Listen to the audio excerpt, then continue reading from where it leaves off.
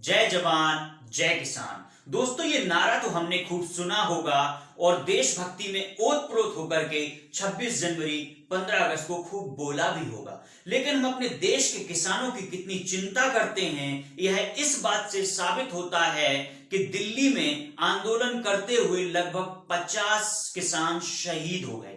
कल राजस्थान हरियाणा बॉर्डर पर खट्टर की खटारा सरकार ने किसानों के ऊपर, आंदोलन कर रहे किसानों के ऊपर लाठी चार्ज किया, आंसू गैस के गोले छोड़े।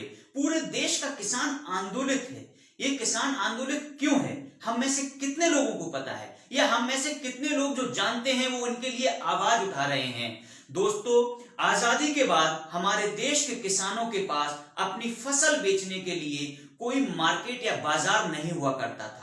वो अपने गांव के कर्ज देने वाले साहूकार व्यापारियों पर ही निर्भर होते थे, जो इन्हें कर्ज देते थे और इनकी फसलों को औने पौने दामों में खरीदते थे और इनका शोषण किया करते थे। लेकिन 1960 में भारत सरकार एक एपीएमसी एक्ट लेकर आती है, जिसके तहत वो किसानों के लिए एक निश्चित बाजार को बनाती है, जिसका नियंत्रण सरकार खुद अपने हाथ में रखती है और एक न्यूनतम समर्थन मूल्य को निर्धारित करती है, जिससे कम मूल्य में किसान की फसल को खरीदा नहीं जाएगा। इससे किसान के जो ग्रीन रेवोल्यूशन है, इसको याद रखा जाएगा। इसी से ग्रीन रेवोल्यूशन हमारे देश में आया था। लेकिन दोस्तों, 2020 में मोदी सरकार एक काले कानून, कृषि कानून 2020 लेकर आई है, जिसके तहत ये मंडियों को, जो एपीएमसी एक्ट 1960 का है, उसको खत्म करना चाहती है और दोबारा से साहूकार वाला सिस्टम लेके आना चाहती है। फ्री मार्केट अपने उद्योगपति मित्रों को लेकर आना चाहती है,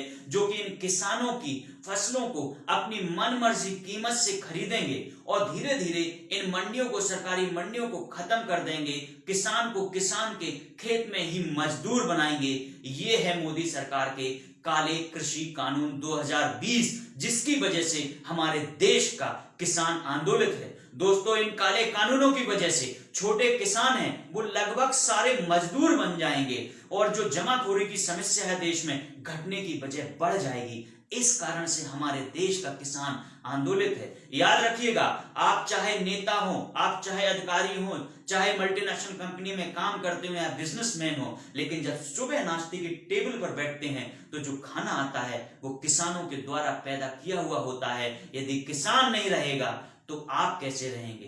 किसान हमारे देश की शान है। जय जवान जय किसान।